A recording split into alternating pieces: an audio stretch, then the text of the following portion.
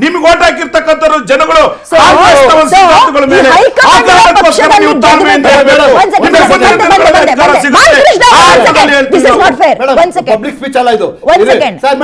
High command ಪಕ್ಷದಲ್ಲಿ ನಿಂತ್ಕೊಂಡು ಗೆದ್ರೆ ಅವ್ರ ಹಣೆ ಬರನೇ ಇಷ್ಟ ಅವ್ರು ಹೇಳ್ದಂಗೆ ಕೇಳಬೇಕು. Madam it is A democracy.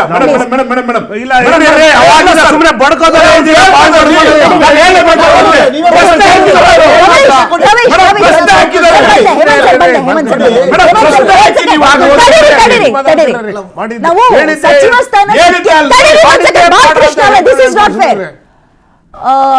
ಮಂತ್ರಿಗಿರಿ ಸಿಕ್ಕಿಲ್ಲ, ಪಾಪ ಅವಕಾಶ ವಂಚಿತರಾಗಿದ್ದಾರೆ ಅಂತ ಮಾತಾಡ್ತಾ ಇದ್ವಿ. ಅದಕ್ಕೋಸ್ಕರ ನಾನು ರಿಸೈನ್ ಮಾಡ್ತೀನಿ ಅನ್ನೋದು ಎಷ್ಟರ ಮಟ್ಟಿಗೆ ಸರಿ? ಜನಾದೇಶಕ್ಕೆ ವಿರುದ್ಧವಾಗಿ ನಡ್ಕೊಂಡಂಗಲ್ವಾ?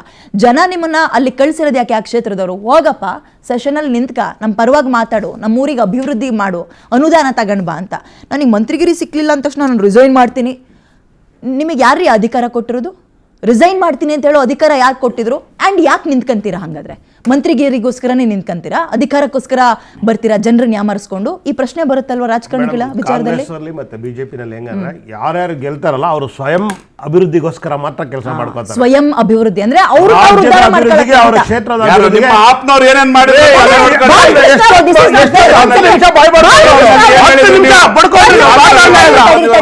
ಬಾಲಕೃಷ್ಣ ಅವರೇ ನೋಡಿ, ನೀವು ಮಾತಾಡ್ಬೇಕಾದ್ರೆ ಮೇಡಮ್ ನೋಡಿ, ನಾವು 10 ವರ್ಷ ಡೆಲ್ಲಿನಲ್ಲಿ ಅಧಿಕಾರ ನಡೆಸಿದೀವಿ. 10 ವರ್ಷದಲ್ಲಿ ನಾವೇನ್ ಕೆಲಸ ಮಾಡಿದ್ವಿ ಅಂತ ಇಡೀ ದೇಶಕ್ಕೆ ನಾವೆಲ್ಲರಿಗೂ ಓಪನ್ ಆಗಿ ಹೇಳಿದ್ವಿ ಏನೇನ್ ಮಾಡಿದ್ವಿ ಅಂತ. ಒಳ್ಳೊಳ್ಳೆ ಶಾಲೆಗಳನ್ನ ನಿರ್ಮಾಣ ಮಾಡಿದ್ವಿ. ಬೇರೆ ಕಡೆ ರಾಜ್ಯದಲ್ಲಿ ರಾಜ್ಯದ ಬಗ್ಗೆ ಕ್ರಿಯೇಟ್ ಮಾಡಿಲ್ಲ ಬಿಡಿ. ಮಾಡಿಲ್ಲ ಅಂದ ತಕ್ಷಣ ನಾವೇನ್ ಬ್ಯಾಕ್ ಫುಟ್ ಅಲ್ಲಿಲ್ಲ, ನಾವು ನಡ್ಕೊಂಡ್ ಬರ್ತಾ ಇದೀವಿ. Over night we can't do any magic, right? We should go with logic. Logic ಅನ್ನ ಮಾಡ್ತಾ ಇದ್ದೀನಿ. ನಾನು ಹೇಳ್ತಾ ಇದ್ದೀನಿ ಏನಂದ್ರೆ, ಕರ್ನಾಟಕದಲ್ಲಿ ಕರ್ನಾಟಕ ಅಲ್ಲ, ದೇಶದಲ್ಲೇನೆ ಕಾಂಗ್ರೆಸ್ ಮತ್ತೆ ಬಿಜೆಪಿ ಅನ್ನೋ ಒಂದೇ ನಾಣ್ಯದ 2 ಮುಖಗಳಿದ್ದಂತೆ. ಸುಮ್ಮನೆ ಹೇಳ್ತಾರೆ ಅಷ್ಟೇ, ನಾವು ರಾಷ್ಟ್ರಕ್ಕೋಸ್ಕರ ಕೆಲಸ ಮಾಡ್ತೀವಿ ಅಂತ ಅವ್ರು ಹೇಳ್ತಾರೆ. ಇಲ್ಲಿಗೆ ಅಲ್ಲಿ ಕೇಂದ್ರದಲ್ಲಿ ಅವ್ರಿಗೆ ಅತಿವೃಷ್ಟಿ ಆಗ್ಬಿಟ್ಟಿದೆ, ಅವಶ್ಯಕತೆಗಿಂತ ಜಾಸ್ತಿ ಬಹುಮತ ಸಿಕ್ಬಿಟ್ಟಿದೆ. ನಮ್ಮ ಕರ್ನಾಟಕದಲ್ಲಿ ಇವ್ರಿಗೆ ಅವಶ್ಯಕತೆಯಿಂದ ಜಾಸ್ತಿ ಬಹುಮತ ಸಿಕ್ಕಿದೆ. ಇವ್ರು ಹೆಂಗಂದ್ರೆ ನಿರಂಕುಶ ಪ್ರಭುತ್ವ ಜಾಸ್ತಿ ಆಗುತ್ತೆ. ಉದ್ದಟದ ಹೇಳಿಕೆಗಳು ಕೊಟ್ಕೊಂಡು ಸುಮ್ಮನೆ ಅವ್ರವ್ರದೇ ಶಾಸ್ತ್ರಗಳಿಗೆ ನೀವು ಕೊಟ್ಟುಬಿಡಿ ಬಿಟ್ಟು. ನಾನೇನು ಹೇಳಿದ್ದೀನಿ ಮೇಡಮ್, ನಮ್ಮ ಪಕ್ಷದಲ್ಲಿ ಯಾವ್ದಾರು 2 ಇವತ್ತು ಡೆಲ್ಲಿನಲ್ಲಿ ಅಧಿಕಾರದಲ್ಲಿದೆ, ಡೆಲ್ಲಿನಲ್ಲಿದೆ ಮತ್ತೆ ಪಂಜಾಬಲ್ಲಿ. ಡೆಲ್ಲಿನಲ್ಲಿ ನಾವು ಅತೀಶ್ ಅವ್ರನ್ನ ಮುಖ್ಯಮಂತ್ರಿ ಮಾಡಿದೀವಿ. ಯಾರು ಉಸಿರು ಬಿಡ್ಲಿಲ್ಲ, ತುಟಿ ಪಿಟಿ ಕಂದಿಲ್ಲ, ನಮ್ಗೆ ಇದೇ ಬೇಕು ಇದೇ ಬೇಕಂತ. ಆದ್ರೆ ಆ ಪದ್ಧತಿ ಇವ್ರಿಗೆಲ್ಲಿದೆ? 125 ವರ್ಷಗಳ ಹಳೆ ಸರ್ಕಾರ ಇವ್ರದ್ದು ಪಕ್ಷ, ಅವ್ರದ್ದು ಬಿಜೆಪಿ ಅವರಿದೆ. ಅಂದ್ರೆ ನಾವು ಹೇಳ್ತಾ ಇದೀನಿ ಮೇಡಮ್, ಕಂಪ್ಲೀಟ್ ಮಾಡ್ತೀನಿ ಮೇಡಮ್. ಡೆಲ್ಲಿನಲ್ಲಿ ಒಂದೇ ಒಬ್ರು ಪಕ್ಷ ವಿರೋಧನೆ ಮಾಡಲಿಲ್ಲ. ಕರ್ನಾಟಕದಲ್ಲಿ ಮೇಡಮ್ ಚುನಾವಣೆ ಮಾಡ್ತಾ ಇಲ್ವಲ್ಲ ಇವರು? ಕರ್ನಾಟಕದಲ್ಲಿ ಖಂಡಿತ ಕರ್ನಾಟಕದಲ್ಲಿ ನಮ್ಗೆ ಇನ್ನೂ ಅಷ್ಟು ಶಕ್ತಿ ಬಂದಿಲ್ಲ. ಶಕ್ತಿ ಬರುತ್ತೆ, ಖಂಡಿತ ಬರುತ್ತೆ. ನರೇಂದ್ರ ಮೋದಿ ನೋಡ್ಕೊಂಡ ತಾನೇ ಇವ್ರು ಓಟ್ ಕೇಳ್ತಾ ಇರೋದು ಕರ್ನಾಟಕದಲ್ಲಿ. ರಾಹುಲ್ ಗಾಂಧಿ ನೋಡ್ಕೊಂಡ ತಾನೇ ಇವ್ರು ಕರ್ನಾಟಕದಲ್ಲಿ ಓಟ್ ಕೇಳ್ತಾ ಇರೋದು. ಯಾರು ಏನು ಅಷ್ಟು ಕೇಳೋದು ಹೇಳಂಗಿಲ್ಲ ಮೇಡಮ್.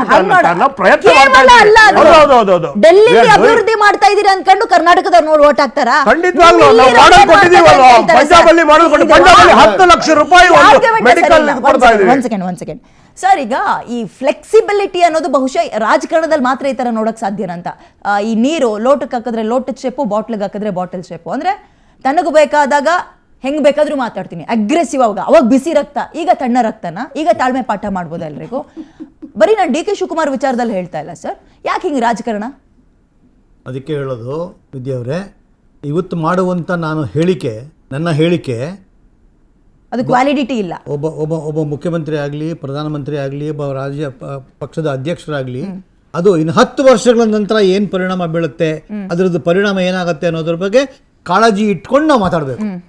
ಇವತ್ತು ನಾನು ತಾಳ್ಮೆ ಅಧಿಕಾರ ಒದ್ದು ತಗೋಬೇಕು ಅನ್ನೋಂಥ ಪಾಠ ಹೇಳ್ಕೊಟ್ಬಿಟ್ಟು ನಾಳೆ ನಾನು ಕ್ಲಾಸ್ ರೂಮ್ ಬಂದ್ಬಿಟ್ಟು ಇಲ್ಲಪ್ಪ ಎಲ್ಲ ತಾಳ್ಮೆಯಿಂದ ಇರ್ರಿ ಅಂದರೆ ನಿನಗೆ ಅದರ ಅಧಿಕಾರ ಸಿಕ್ತು, ಅದಕ್ಕೋಸ್ಕರ ನೀವು ಇವತ್ತು ತಾಳ್ಮೆನಾ? ಅವತ್ತು ನೀನು ಒದ್ದು ತಗೋಬೇಕು ಅಂತ ಹೇಳಿದ್ದೆ ಅಂತ ಪ್ರಶ್ನೆ ಕೇಳಿದ್ರೆ ಏನು ಉತ್ತರ ಕೊಡೋದು ನಾವು? ಸೊ ನಾವು ಮಾತಾಡುವಂಥ ಒಂದೊಂದು ಶಬ್ದ, ಒಂದೊಂದು ಭಾಷೆ, ಒಂದೊಂದು ಪದಗಳು ಕೂಡ ಇನ್ನು 5 ವರ್ಷಕ್ಕೆ, ಇನ್ನು 10 ವರ್ಷಕ್ಕೆ ನಮಗೆ ವಾಪಸ್ ರಿಬೌಂಡ್ ಆಗಬಾರ್ದು ಅನ್ನುವಂಥದ್ದು ಮನಸ್ಸಲ್ಲಿ ಇಟ್ಕೊಂಡು ಮನದಟ್ಟು ಮಾಡ್ಕೊಂಡು ನಾವು ಮಾತಾಡಬೇಕು. ಇದು ನಂಬರ್ 1. ನಂಬರ್ 2, ಏನಾಗಿದೆ ಕಾಂಗ್ರೆಸ್ಸಲ್ಲಿ, the problem of Congress party is the problem of plenty. ತುಂಬ ಜನ ಆಗ್ಬಿಟ್ಟು 136 ಜನ MLAಗಳು ಅಲ್ಲ, ಅಧಿಕಾರ ಬೇಕು ಅಂದ್ರೆ 136 ಬೇಕೇ ಬೇಕು. ಆದರೆ ಆ 136 ಜನನ ಸಂಭಾಳಿಸ್ಕೊಂಡು ಹೋಗುವಂಥ ಒಂದು ಎಫೆಕ್ಟಿವ್ ಲೀಡರ್ಶಿಪ್ ಬೇಕು. The leaders must be fair to everybody. ಇವ್ರಿಗೆ ಸಪೋರ್ಟ್ ಮಾಡೋದು, ಇವ್ರಿಗೆ ಫೇವರ್ ಮಾಡೋದು, ಇವ್ರನ್ನ ಡಿಸ್ಕ್ರಿಮಿನೇಟ್ ಮಾಡೋದು, ಅವ್ರನ್ನ ಡಿಸ್ಕಾರ್ಡ್ ನನಗೆ ಮಾಡೋದು ಬೇಕಾದಂಗೆ. ಮಾಡಬಾರ್ದು. ಅದು ಯಾವುದೇ ಕಾರಣಕ್ಕೂ ಮಾಡೋದು. ಒಬ್ಬ ತಾಯಿ ಎಲ್ಲ ಎಲ್ಲ ಮಕ್ಕಳನ್ನ ಒಂದ್ ಹತ್ರ ಟ್ರೀಟ್ ಮಾಡಬೇಕು. ಹೌದಾ? Correct, you are right, sir. You are right, last point ಏನಂದ್ರೆ, ಬೇಳೂರು ಗೋಪಾಲಕೃಷ್ಣ ಮಂತ್ರಿಗಿರಿ ಕೇಳಿದ್ರು. ಕೇಳಕ್ ಹಕ್ಕಿದೆ, ಕೇಳಲಿ. ಈ ಪಾರ್ಟಿ ಬಿಟ್ಟು ಆ ಪಾರ್ಟಿ ಬಿಟ್ಟು ಈ ಪಾರ್ಟಿ ಅವ್ರು ಬಂದವರು ಕೇಳ್ತಾ ಇದ್ದಾರೆ. ಯಶವಂತರಾಯಗೌಡ ಇಂಡಿ MLA 4 ಸರ್ತಿ MLA ಕಾಂಗ್ರೆಸ್ ಪಾರ್ಟಿದಲ್ಲೇ ಗೆದ್ದವರು ಅವರು, ಬೇರೆ ಯಾವ ಪಾರ್ಟಿಗೂ ಹೋಗಿಲ್ಲ. ಅವ್ರು ಕೇಳೋದ್ರಲ್ಲಿ ತಪ್ಪೇನಿದೆ? ಈಗ ಅವ್ರದ್ದು ಡಿಮಾಂಡು ಸರಿನಾ, ಕರೆಕ್ಟ್, ಇವ್ರ ಡಿಮಾಂಡ್ ಸರಿನಾ? Correct. ನಾವ್ ಯಾರನ್ನ ಕನ್ಸಿಡರ್ ಮಾಡ್ಬೇಕು? Yes. ನಾನು ಮುಖ್ಯಮಂತ್ರಿ, ಇವತ್ತು ನಾನು ಮುಖ್ಯಮಂತ್ರಿ, ಯಾರನ್ನ Okay, ಕನ್ಸಿಡರ್ sir. ಮಾಡ್ಬೇಕು? ನಾನು Correct. ಯಶವಂತರಾಯಗೌಡನ್ ಕನ್ಸಿಡರ್ ಮಾಡಬೇಕು, ನಾಟ್ ದಿಸ್ ವೇ. Anyway, ಹಾಗಾಗಿ ಎಸ್ ಸರ್, ಇಲ್ಲ ಸಮಯ ಮುಗಿತು. ಇಲ್ಲ, ಒಂದೇ Thank you so second. much. ಅಲ್ಲ, ನೀವು ಪ್ರಶ್ನೆ Sir, ಕೇಳಿದ್ರಿ. 55 ಆಯ್ತು, ಒಂದೇ ನಿಮಿಷ ಜಾಸ್ತಿ ಇಲ್ಲ. Conclude ಮಾಡಿ. ಯಾಕೆ ರಿಸೈನ್ ಮಾಡದೆ ನಿಮ್ ಕರ್ತವ್ಯ ಅಂತ ಕೇಳಿದ್ರು.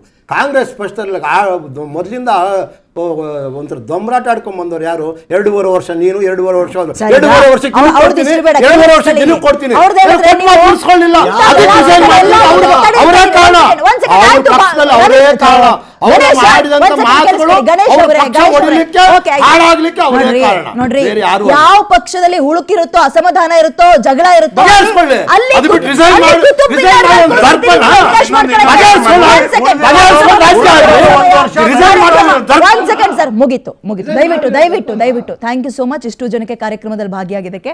DK ಶಿವಕುಮಾರ್ ಅವರು ಡಿಸೆಂಬರ್ 2024 ಸೆಷನಲ್ಲಿ ನಿಂತ್ಕೊಂಡು ಹೇಳ್ತಾರೆ, ನನ್ನ ಗುರುಗಳಾದವರಿಗೆ ನಾನು ಫೋನ್ ಮಾಡಿದೆ, ಅವಾಗ ಹೇಳಿದ್ರು ಸಮಯ ನಿಂದೇ ಇದೆ, ಅಧಿಕಾರ ಸಿಗ್ಲಿಲ್ಲ ಅಂದ್ರೆ ಒದ್ದು ತಗೊಳ್ಬೇಕು ಅಂತ ಸೆಷನಲ್ಲಿ ಹೇಳ್ತಾರೆ. ಅವಾಗ ಒದ್ದು ತಗೊಳ್ಳೋ ಚೆನ್ನಾಗಿರುತ್ತೆ. ಈಗ ತಾವು ಅಧಿಕಾರ ಸಿಕ್ಕಿದ ಮೇಲೆ ಬೇರೆಯವ್ರಿಗೆ ತಾಳ್ಮೆ ಪಾಠ ಮಾಡ್ತೀರಿ. ರಿಸೈನ್ ಮಾಡ್ತಾರಂತೆ ಅಂದರೆ ಲೆಟರ್ 5 ನಿಮಿಷಕ್ಕೆ ರಿಸೀವ್ ಮಾಡ್ಕೊಳ್ತೀವಿ ಅನ್ನೋದು ಎಷ್ಟು ಮಟ್ಟಿಗೆ ಸರಿ? ನೀವು ತಾಳ್ಮೆಯಿಂದ ಕಾದಿದ್ದಕ್ಕೆ ಒಂದು ಅರ್ಥ ಇದೆ ಸರ್. ಬಿಕಾಸ್ 27-28 ವರ್ಷಕ್ಕೆ ನೀವು MLA ಆಗ್ತೀರಿ, 33 ವರ್ಷಕ್ಕೆ ನಿಮಗೆ ಮಂತ್ರಿಗಿರಿ ಸಿಕ್ಕಿರುತ್ತೆ. ಪಾಪ ಅವ್ರಿಗೆ ಆಲ್ರೆಡಿ 60 ವರ್ಷ 70 ವರ್ಷ 5 ಸಲ ರಾಜಕಾರಣದಲ್ಲಿ MLAಗಳಾಗಿ ಗೆದ್ದಿದ್ದಾರೆ. ನಿಮ್ಮ ಪಕ್ಷದ ಚಿಹ್ನೆಯಿಂದಲೇ ಇರ್ಬೋದು. 5 ಸಲ ಗೆದ್ದರೂ ಕೂಡ ಒಬ್ಬ ಮಂತ್ರಿಗಿರಿ ಭಾಗ್ಯವನ್ನು ಕೊಡೋಕೆ ಆಗ್ತಾ ಇಲ್ಲ ಅಂದಾಗ ಅವ್ರಿಗೆ ಆಕ್ರೋಶ ಇರಲ್ವಾ? ಅವ್ರಿಗೆ ಅಸಮಾಧಾನ ಇರಲ್ವಾ? ಅವ್ರು ಮಾಡಿದ್ರೆ ತಪ್ಪು, ನೀವು ಮಾಡಿದ್ರೆ ಬುದ್ಧಿ ಪಾಠ ಅಂದರೆ ಇದೊಂದು ರೀತಿ ಡಬಲ್ ಸ್ಟ್ಯಾಂಡರ್ಡ್ ಆಗುತ್ತೆ.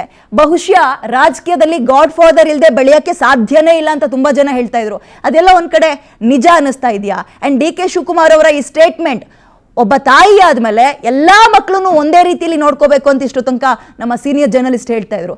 ಅದರಂತೆ ತಾವೊಬ್ಬ ಈಗ ರಾಜ್ಯದ ಮುಖ್ಯಮಂತ್ರಿ. ಆ್ಯಂಡ್ ಕಾಂಗ್ರೆಸ್ನೊಳಗಿರುವಂತಹ MLAಗಳೆಲ್ಲರೂ ನನ್ನ ಕಡೆಯವರು ಅವ್ರ ಕಡೆಯವರು ಅಂತ ನೋಡಕ್ಕೆ ಹೋಗ್ಬಾರ್ದು.